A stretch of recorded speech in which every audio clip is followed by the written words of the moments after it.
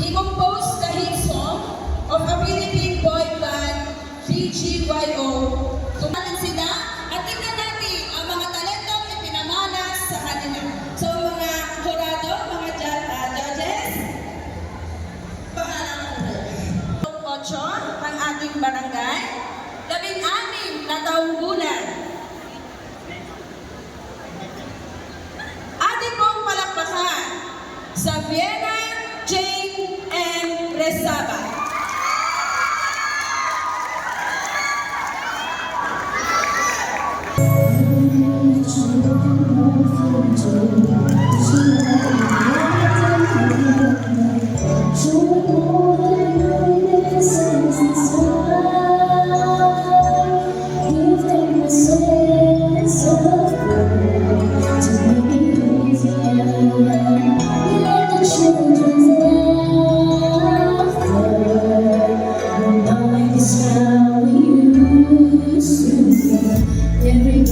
Search for a hero. We believe it's wrong to lose. Let it fly and wonderful feel my needs. A lonely place to be. As I know, there's nothing I won't try. If I fail, if I succeed, I'll chase and live as I believe.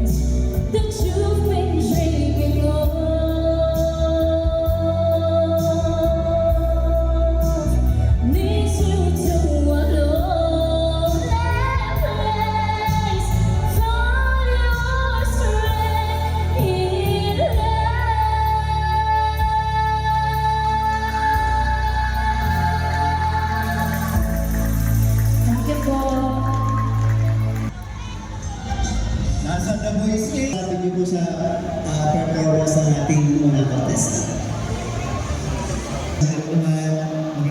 Pinaghandaan ang damit, maganda ang boses. Of course, given laging trabaho ang ating mga contenders, pero hindi niya pinapahalaga. So it's a good thing. Tapos feel niya pinakanta niya. So good job para sa ating contender ng bulan.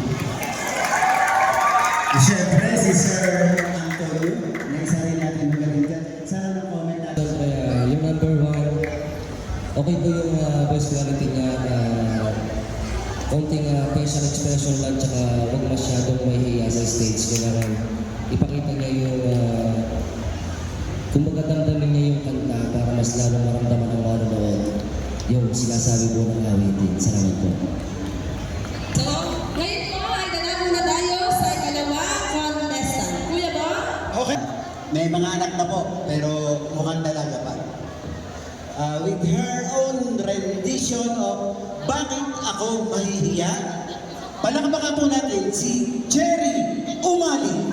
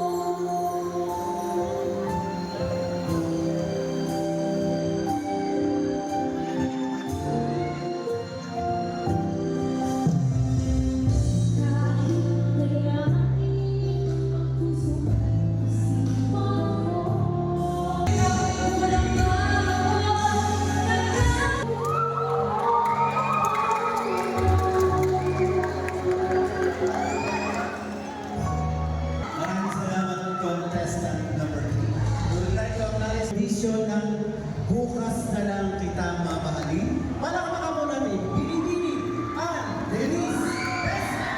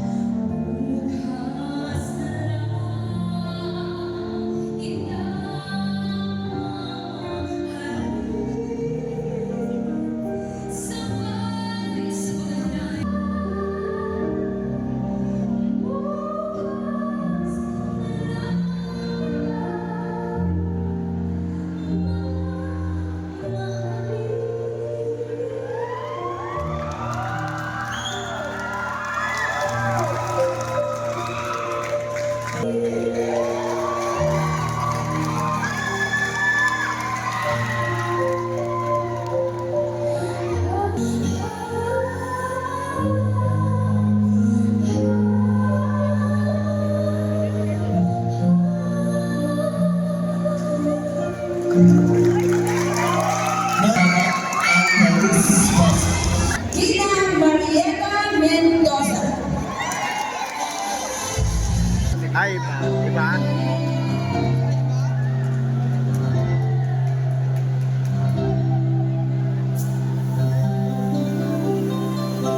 When I was younger,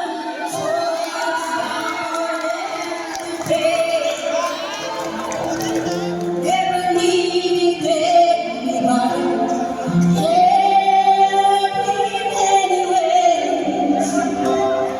Now these days are gone.